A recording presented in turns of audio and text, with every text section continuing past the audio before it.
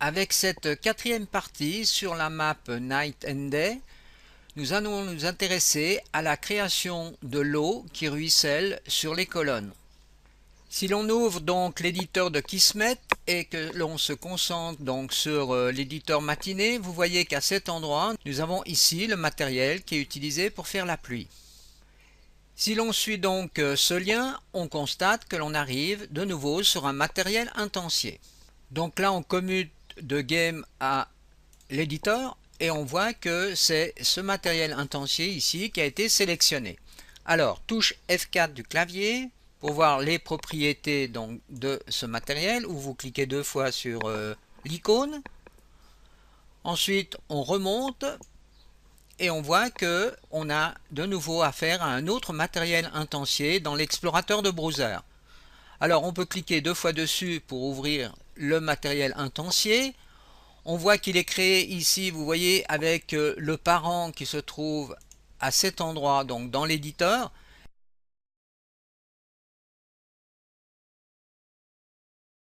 On voit ici le matériel donc qui a été utilisé. Si je déplace ma souris au milieu de cette image, vous voyez, je fais apparaître donc en temps réel l'effet de pluie justement sur ces fameuses colonnes ou ces murs.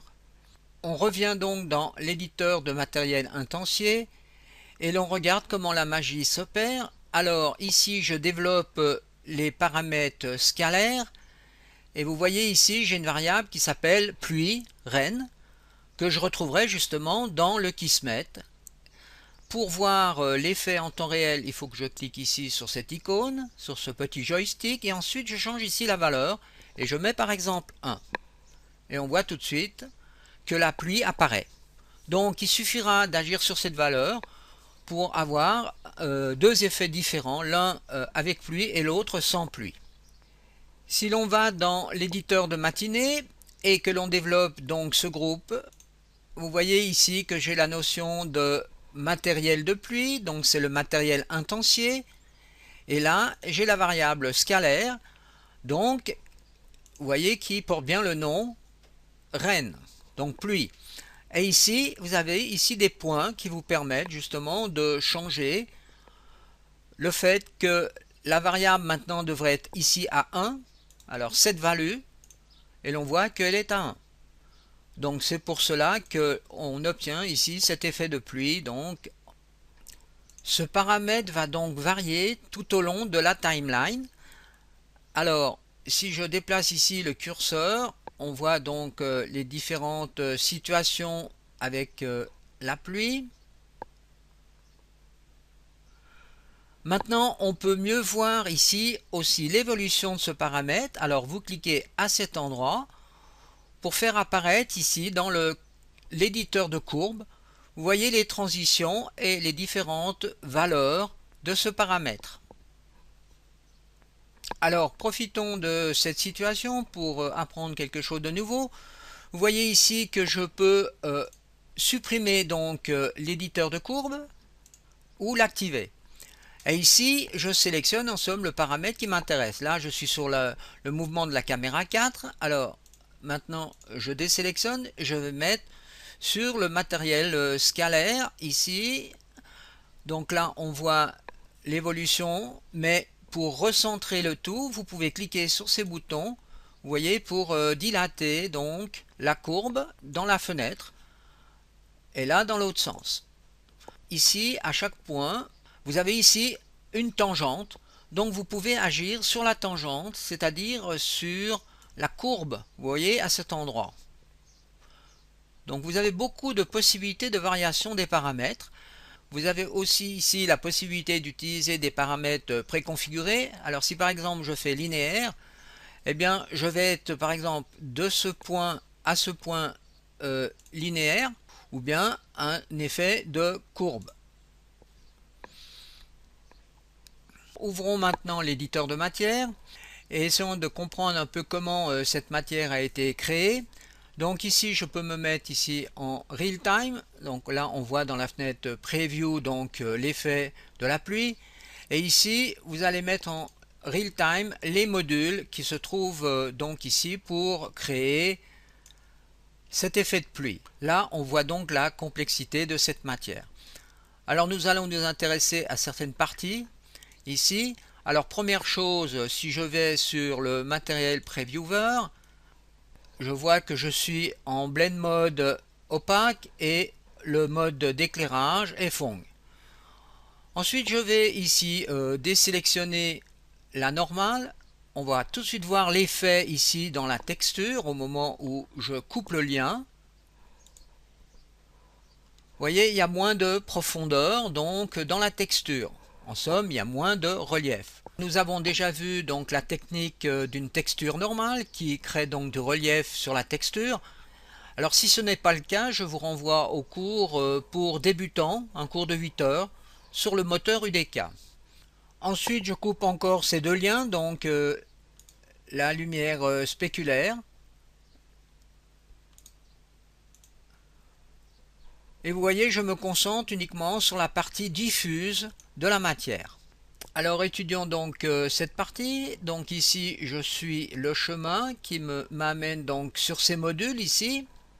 Là, je peux désélectionner les textes.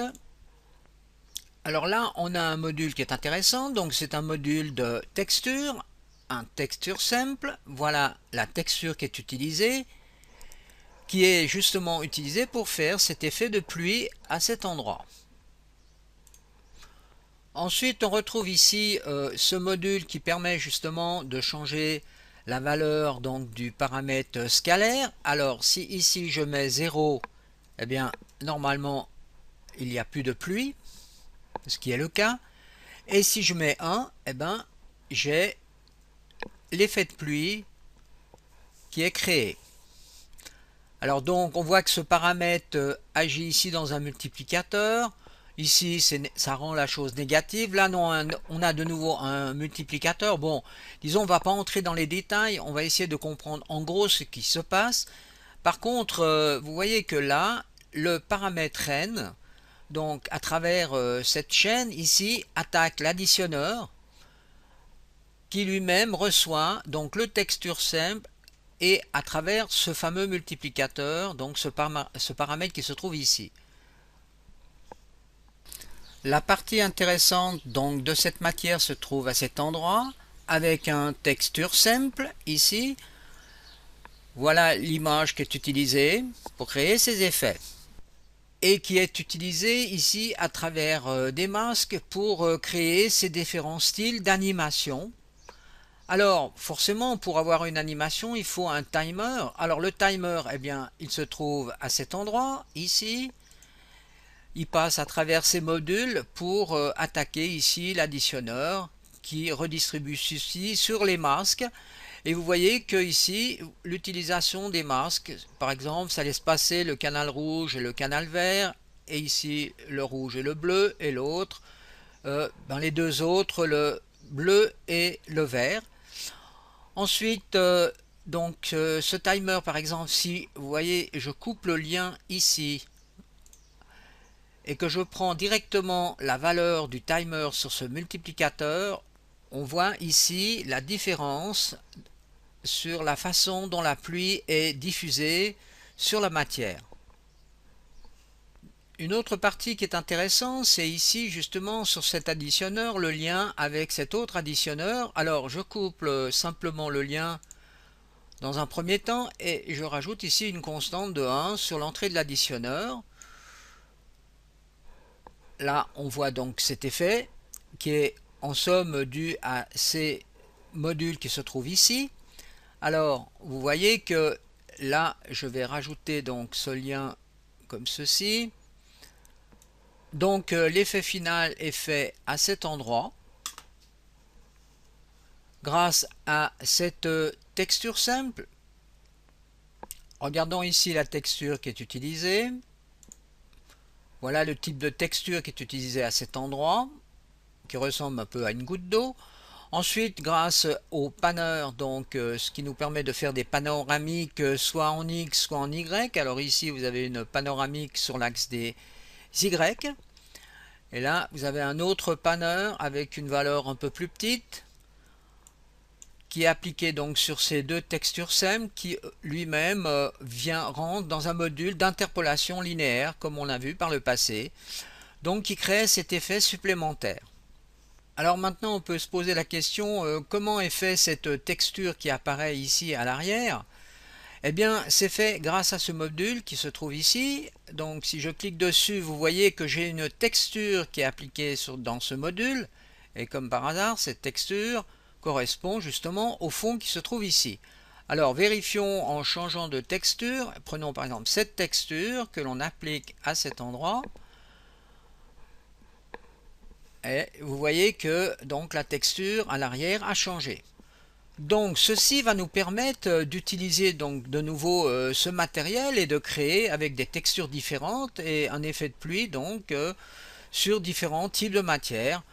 Donc moi je vous conseille vivement, si vous avez une map à faire avec un effet de pluie, d'utiliser ce type de matériel qui est déjà préconçu. Nous venons donc de voir comment la pluie a été créée sur les colonnes, comment la pluie donc suinte sur ces colonnes. Alors maintenant étudions la pluie à proprement parler, donc qui descend directement du ciel.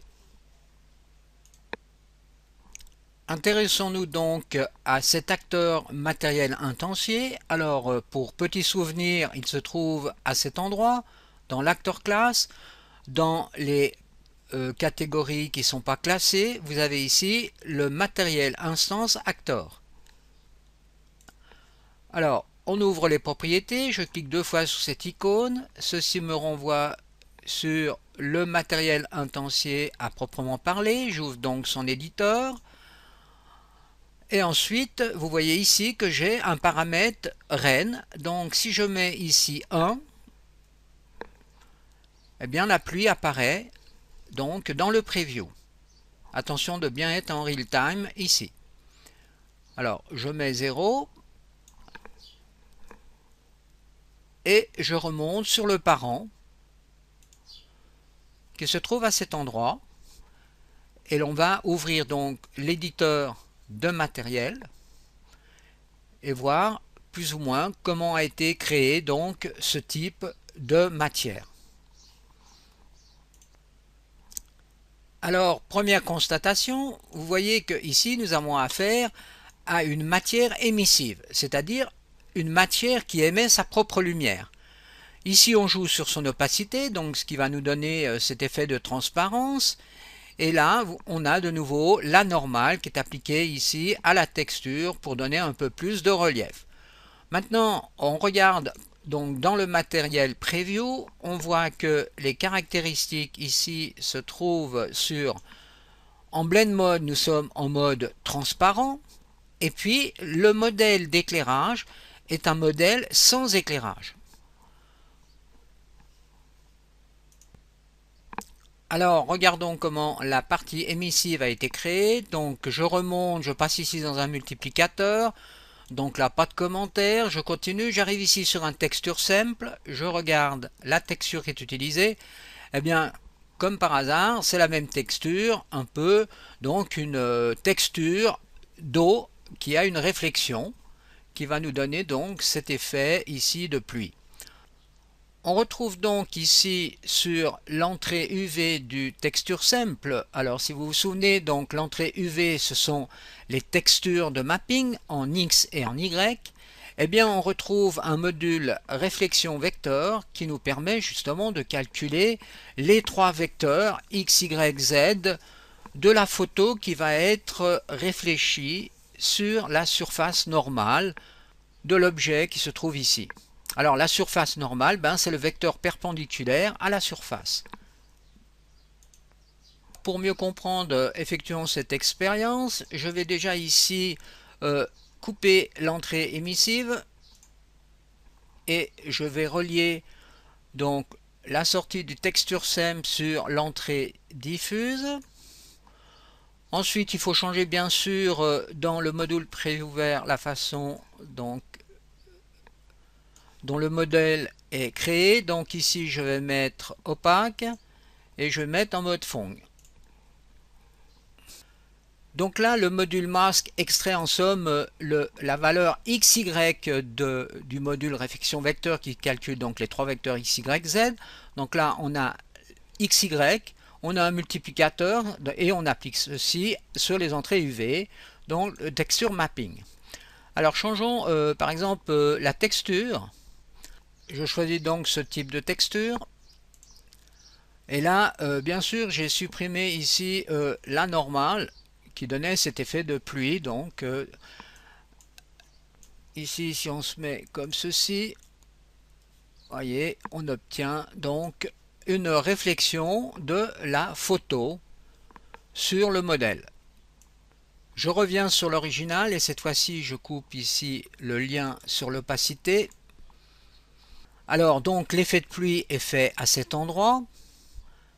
Alors, je remets le lien. Et je remonte ici pour constater ici que j'ai un texture simple avec une texture qui ressemble à la pluie, comme par hasard. Ensuite, eh bien, on voit que ces textures simples qui sont identiques ici ont un panner, ce qui nous permet justement d'animer donc cette texture avec un texture coordonné ici. Alors vous vous souvenez que c'est pour multiplier donc le nombre de textures en U et en V. Alors la même chose avec des valeurs peut-être différentes. Non, ce n'est pas le cas. Ici le timer qui nous permet justement d'agir sur les panners.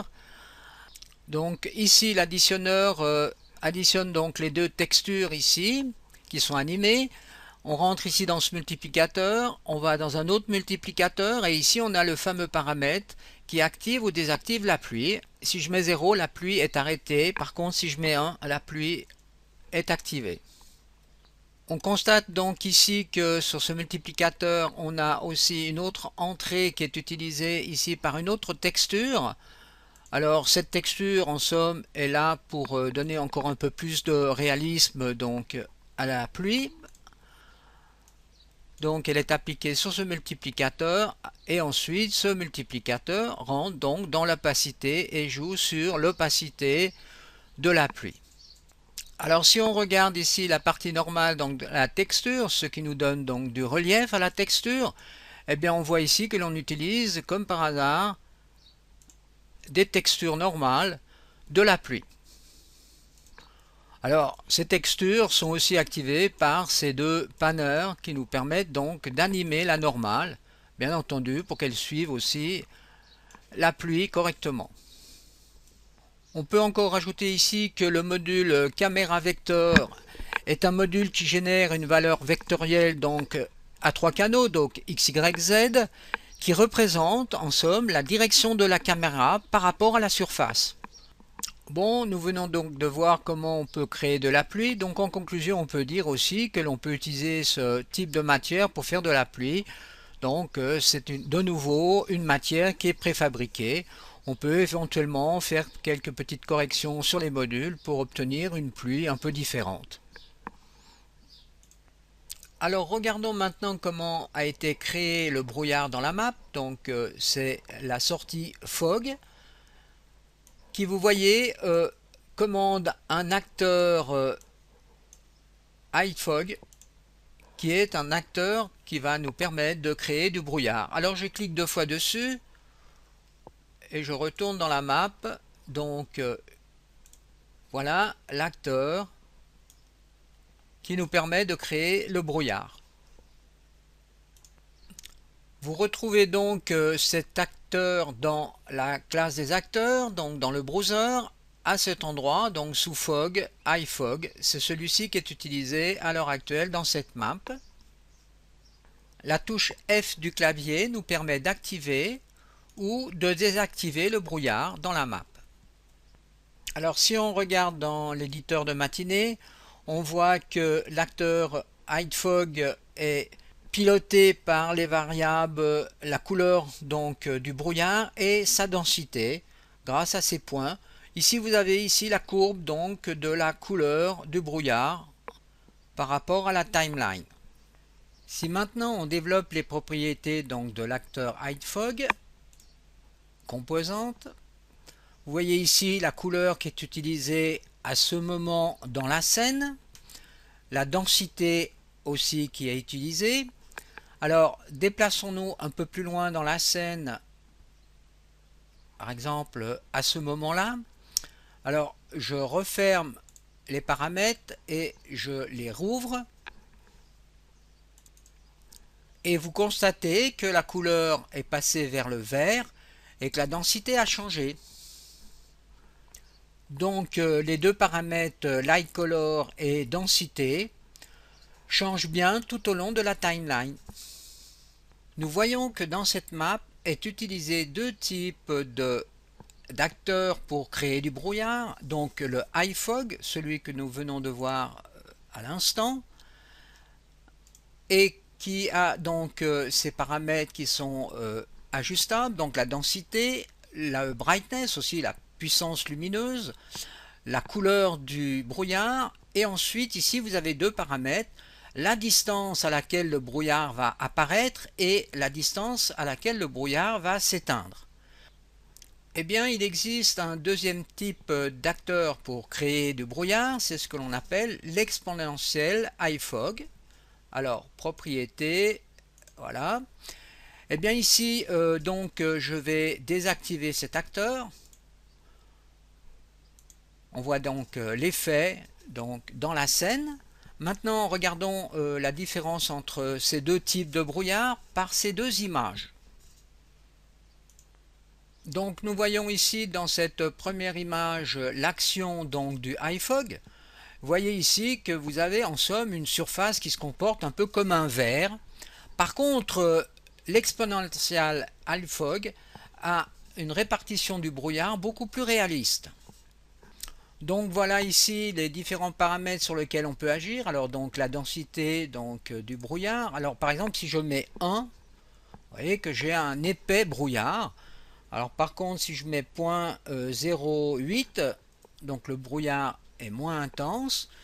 Ensuite ici vous avez aussi un autre paramètre qui est le fall-off, qui se comporte un peu comme quand on utilise un spotlight.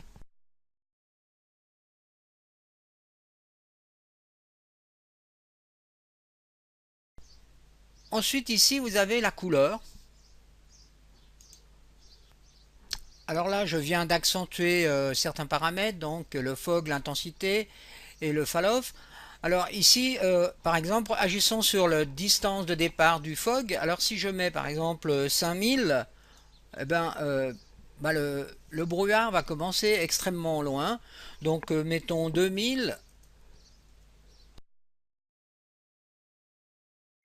L'opacité ici, alors mettons 0,5. Vous voyez, c'est un petit peu la transparence en somme du brouillard. Et là nous avons la couleur. Alors mettons un rouge.